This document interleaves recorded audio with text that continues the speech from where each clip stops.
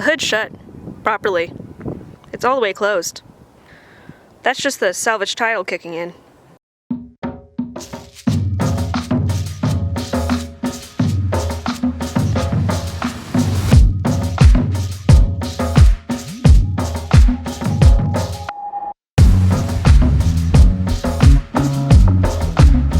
Hi, I'm reviewing this 98 Mazda B2500. Might as well just be a Ford Ranger, but you know, Mazda had to put their foot in the truck game, even though Ford literally helped them develop them.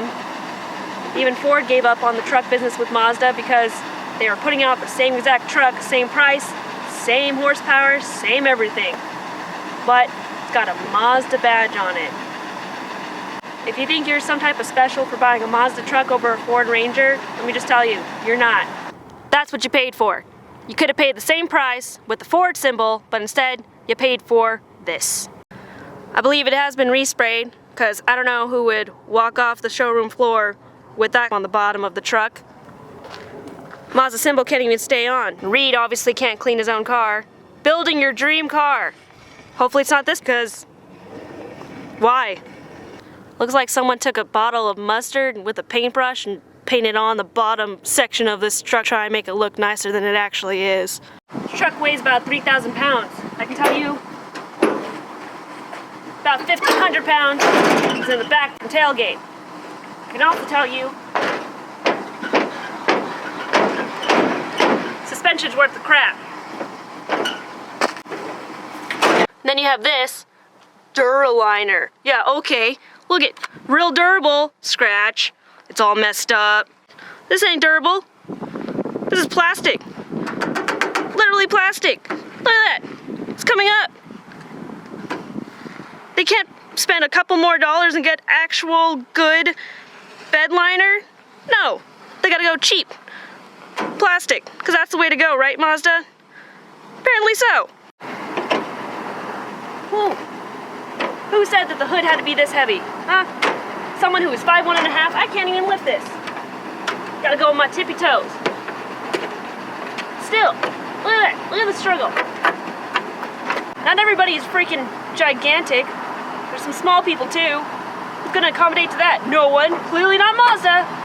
Mazda couldn't even be original and put their own motor in it? No, they literally had to put the same motor that comes in a Ford Ranger. Look at all the plastics. Who said it was a good idea to put that much plastic? No matter how many times you clean it, it's just gonna end up dirty again. It's literally the same as a Ford Ranger. 2.5 4-cylinder, 119 horsepower. Just in a Mazda shell. But wait, it's not a Mazda shell, just with Mazda symbols, because it's a fucking Ford Ranger. Why do car companies keep thinking tan interior is the way to go? Who are they pleasing with this tan interior? Who at Mazda said, oh, you know, white truck, tan interior, that just goes 2 and 2. No, it's not how it works. It might not be leather, you know, so you don't burn your ass like other cars, but look at all the dirt it sucks in. Light tan color on a worker's man truck. Like, you're just asking for dirt. You can see it all. It's disgusting. Stain number 1. Stain number 2. Stain number 3. Like, what leaked in here to cause that stain? Is it just that it's just leaking from everywhere and it just piles up back here? What is that? Why would you not make black interior so you can hide these defects? Sure, the chair's comfortable and all, but God forbid you spill anything on it, it'll be there for the rest of the years till the truck ends up where it's supposed to go. Junkyard. You don't have to worry about wearing the brown pants when you drive in a brown interior. You're fine. So, 1 plus for brown interior. You get in a car accident, no problem, no one's gonna know you took a shit. Why? Because the tan interior covers that all up. It already looks like shit. Oh, you got this cool nifty little armrest, crap cup holders that you're gonna kick every fucking 5 seconds. What's the point of the armrest? Where are the cup holders? The people want cup holders. Come on, Mazda. Not that hard. Anyone else hate when they put the light knob over here? What are you dinging for? Now you're freaking out because your lights are on? My God. The radio is so crappy that Reed had to put an aftermarket radio in here? Come on, Mazda. You can't even get your radio right? I mean, these knobs are cute and all. It's the only good thing about this. I like your knobs, Mazda. I like your knobs. Who at Mazda said, hey, it's a truck, let's put a freaking bus steering wheel on it? How am I supposed to drive this when I'm 5'1½", can't see over the dash or the steering wheel? Why? It's not like the turning radius is crap. You can turn fine with this. Why do we need a giant steering wheel? We've got power steering. Why? Why? On top of, Reed still hasn't fixed this. There's a screw right there, buddy. Just screw it in. Not that hard. What, Mazda couldn't spring for the power windows? They gotta keep with the times and with the 98 and put a freaking crank in here? And what's this? Who decided to make the door fuzzy? Who thought that it was a good idea with tan interior to make a fuzzy door that's just gonna hold on to everything? It's like bird nest crap.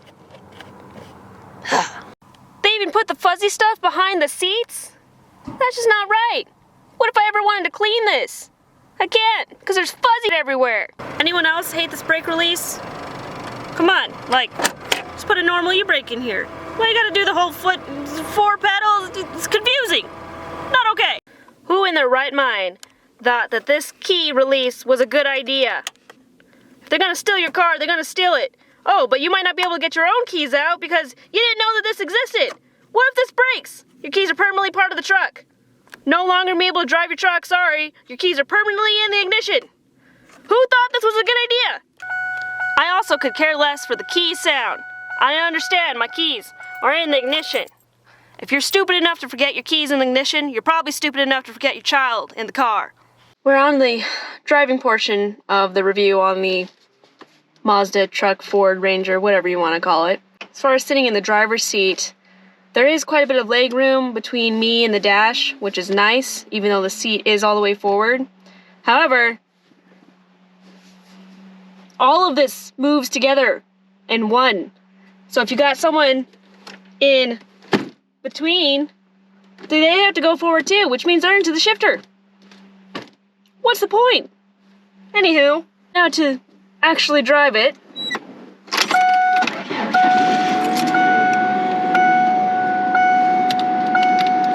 Clickety click click, safety first. Gotta release the very crappy brake release. Oh, that's great. The B pillar is a very, very nice blocking my view. A pillars aren't bad, but the B pillars are huge because of the back window. So that's great. On top of, Reed's gotta fix the clutch issue. Clutch does not feel great at all. It's got a weird engaging point. Also, who doesn't put a moving or telescoping steering wheel in this truck? Why would they not do that? Because I'm short. It's not easy for me to see over the dash and the steering wheel. Just make it as difficult as they possibly can. Jeez, it's just moving like crazy. On top of the shift knob not working. There's that. So, you know, that'd be nice if that was still attached. At least the steering seems pretty decently responsive. I feel like I'm sailing in a boat right now. Other than the clutch not being too great, it does seem to shift pretty well. But what more can you ask from a Ford? Oh, I'm sorry, that's right, this is a Mazda. How could I make that mistake? I mean, it's a fairly smooth ride, but again, it feels like a boat sailing across the waves of Tucson. The Tucson bumpy road waves. I don't know if I'd want to be seen in a Mazda truck, because then they would know I didn't just make the obvious choice of buying a Ford. However, I don't love Fords, but when you have the choice of buying a Mazda B2500 or a Ford Ranger, why not just buy the actual brand? This is like off-brand Ford, but doesn't mean it's cheaper, doesn't mean it's better. It's literally the same truck. I don't know who thought it was a good idea to partnership with Mazda and then just make another Ranger. what's the point? I know the gas mileage isn't too great on this. It gets about 22 miles per gallon. So, not terrific. I mean, it is a truck. You can't really expect much from it. But it's a tiny truck. I would hope to get a little bit more. Cruising in this seems pretty nice though. I'll give it that much. It's got nice cruising ability. Again, that clutch issue. Nothing against the truck. Full judgment to Reed for not fixing it and knowing it's there. Again with the clutch, made me almost miss a gear. Let's see how it takes over the railroad tracks. See if it still stays comfortable or not.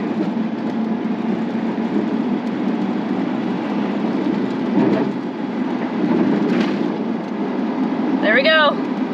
Sailing away again. Alright.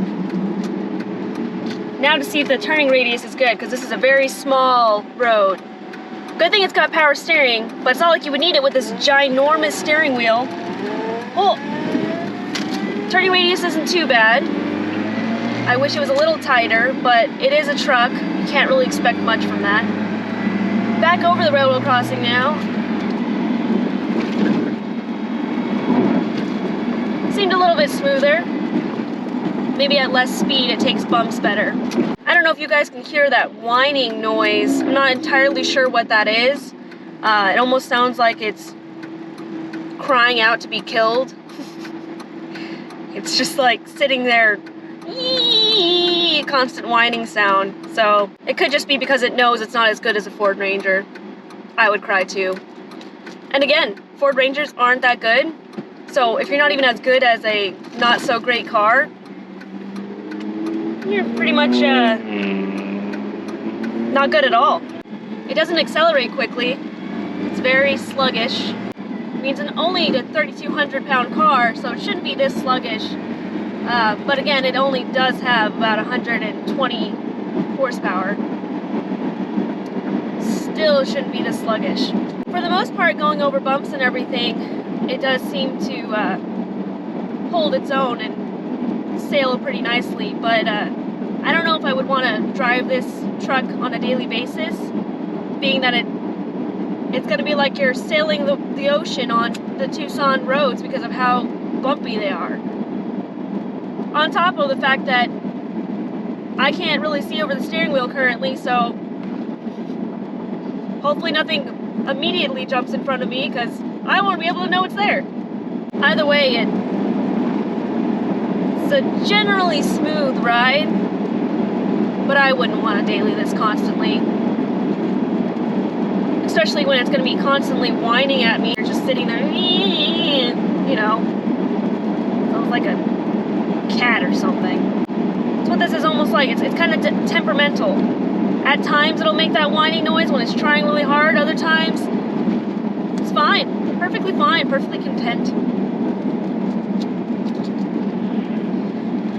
I am a fan of the shifter because it's tall enough that I can actually reach it while keeping my arm on the armrest.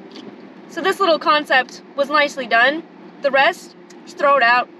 Get rid of it. Scratch this truck right out of history. No point. It idles nicely, but that whine comes back. So she does not like idling. And she doesn't like going into second. Second gear is just not my friend today. Or the Mazda's friend. Sitting in some sketchy traffic. It's doing alright doing that. Hey, we found second. Alright. There we go. It's almost like in the lower gears, it just doesn't like to be in for some weird reason. Which is not good, because you need those gears. Well, as far as the review goes for test driving, it loses points for not being a Ford Ranger. That's about it. It's not up to par with any sort of truck I'd wish it would be. That constant sound, I tell you, it's annoying. I can't deal with that constantly. I don't know how Reed drives this on a daily basis. It's comfortable until you start sailing over some Tucson roads. Not so much, especially when you got motion sickness like I do. If I wanted to sail on a boat, I'd go in the ocean. Or, if you want to sail on land, buy yourself a Mazda B2500. To sum up the whole review, even though it does seem like I hate the Mazda truck, I don't. It's just that it's so close to a Ford Ranger. In my mind, why not buy a Ford Ranger? It does have a couple of good things going for it. I mean, the seat goes all the way forward for someone who's short, that's great. Doesn't matter though because of the steering wheel and the sun visors. But the only reason that this review is mainly negative is just because the Ford Ranger is far superior in my mind compared to the truck. They're both the same pretty much, which I know, so shouldn't they be on the same level? No, because Ford helped Mazda make this truck. Mazda did not make their own truck. They partnered with Ford, and Ford dropped the partnership after they lost interest. And Mazda no longer had the resources to continue with the truck platform. So they stopped making trucks. In my mind, Mazda should stick to, the Miata, the smaller cars, not the RX-7. I'm not a rotary person. But Mazda does have good things going for it as a car company. I just don't think they tackled the truck very well. They could have done so much more, made their own motor, made their own chassis, made it look completely different, got rid of the plastics, added some fender flares, something, just to differentiate from the Ford Ranger. And I know that they partnered with Ford, so maybe it was part of their contract that it looks similar or be similar to a Ford Ranger, being that Ford's name is attached to this truck. But in my mind, there's so much more they could have done with it. They could have made it their own. It's the only reason I don't have much positive to say about the truck. I basically reviewed a Ford Ranger and a Mazda B2500 all in one video because that's literally what the Mazda truck is. So I'm really sorry if I hurt anyone's feelings or Mazda at all. Wasn't trying to do that. This is just my personal opinion about the Mazda truck. Also, my personal opinion being the short person that I am and using, the truck and how well I can even drive it being the size that I am. So being such a small person, not many cars are really suited for us. Mostly everything in every single car is far away. In the Mazda truck, things were at a good distance from me, so it wasn't like it was hard, but it just wasn't comfortable. It just was, I knew I was driving a utility truck, it had a truck feel to it, which argumentatively it should. It's a truck. But to me, it's not what I wanted out of this truck. The point that I'm getting at is this truck is so universal, it's just like a universal part. Sure, it works, it doesn't mean it's good. So, not to bash Mazda whatsoever, you guys know I love their Miatas. I just think that they had a lot of room where they could have done something much better than this, and they didn't. Maybe in the future, Mazda will come out with a newer truck that's all their own, and I'd be happy to review that. I would love to review that. But until then, this is all we have to reference, is a truck that they produced for a short period of time. Honestly, what I would prefer is a little small Toyota pickup. I don't really care for the Ford Ranger either. It's just that the Mazda and the Ford Ranger are literally identical. They are the same truck with different badges. That's all. To sum up this whole review, I personally would give a thumbs down to the Mazda B2500. But maybe in the future, or maybe one of you guys will prove me wrong, that it's got more to it. So let me know what you guys think about the Mazda in the comments. Let me know what you guys think compared to a Ford Ranger. If you do think it's got its own differences, tell me. Tell me what you guys think, because this is just my own personal opinion about this truck. Thank you guys for watching my personal review on the Mazda B2500. I look forward to reviewing a couple more cars and giving my own personal take on them, just from my viewpoint specifically. I know this wasn't the most technical review that there is out there, but from a short person's perspective, as well as someone who has seen better, this is just my personal opinion. So, thank you guys for watching. Bye!